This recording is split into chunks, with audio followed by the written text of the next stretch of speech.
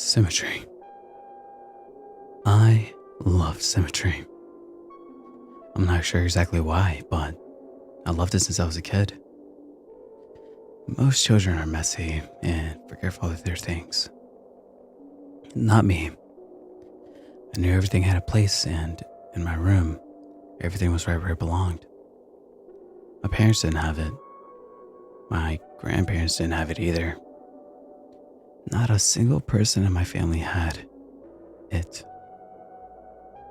I've started referring to it as it because I truly believed it was a thing inside me. A stowaway that shouldn't be there but lived inside me. It's a need, a desire, a longing to be perfect. Perfect on both sides. As an adult, I'm at the point where I can't live my life normally. I can't keep a job. Women don't stay with me because they can't handle it. Honestly, I don't care when they leave. They're messy and make things difficult. They roll over to my side of the bed instead of staying on their own. They leave dishes on one side of the sink, but not the other. I can't work anymore, so when they leave for the day, I stay at home and fix everything. It's a relief when they leave for good, but that feeling never lasts though. Eventually it comes back and finds something else that needs fixing. You may be asking, why would I seek out relationships to begin with if I can't stand them? Well, it's hard for me to sleep in the middle of the bed all night without moving.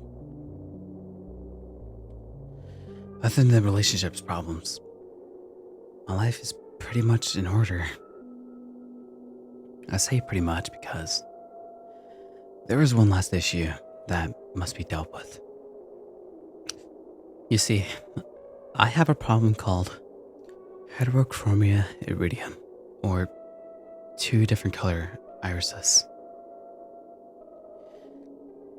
My right eye was cauliflower blue, my left pale green. Both my parents have cauliflower blue eyes, my siblings and cousins as well. My green eye is the broken one. It makes me unbalanced. Every time I look at myself in the mirror, it stares right back at me. It's all I think about now. Everything is in its right place, except my green little mistake. It didn't hurt at first when I dug the spoon under my eye. It didn't even hurt when it popped out and was hanging by my cheeks. Was it shock that was keeping the pain away? Or what was it? I snipped the optic nerve and bottled the warm fluids that was streaming down my face. My vision being cut in half was a strange sensation. What was left of the dangling flesh, I placed back in a now empty hole. I bandaged the wound, rinsed the spoon, and went to sleep. I woke up happy. I slept better than I did in years. It was finally done. I was fixed. I got out of bed, stumbled to the bathroom. My body ached, and my head was on fire. I flipped the switch to the bathroom and the lights were blinding. I slowly removed the bandage that was soaked in blood and was sticking to my face like tape. When I looked up to the mirror, my stomach turned. Only then, I had realized what I've done to myself, and I couldn't believe it. There was a hole in the left side of my face. but not the right. I was unbalanced. Again. It was much harder digging the second eye. My hands were shaky when I dug the spoon in. I missed several times, puncturing my pupil 3 times before I got it in the right place. Once the eye popped out, I reached for my scissors to finish the job. The blood from the previous night had dried on the blades, so the scissors didn't cut very well. You know when you were a kid in an elementary school and your teacher made you cut construction paper for art projects? Did you ever try to cut too many pieces at once but the scissors couldn't take it?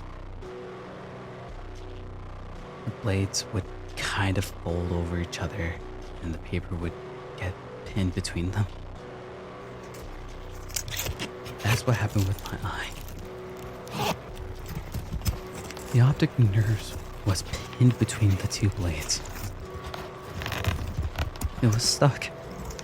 I tried desperately and frantically to make it unstuck. I slipped on the blood and started falling to the floor.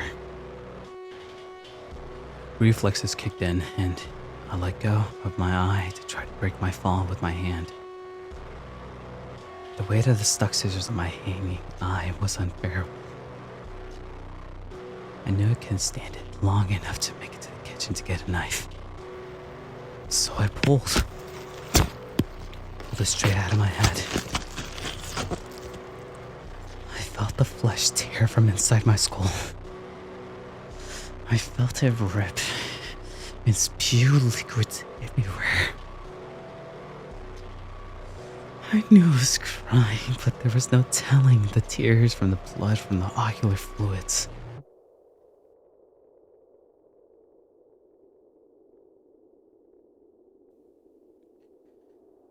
When I heard the wet slap of the bloody flesh against the tile floor, I knew I was done.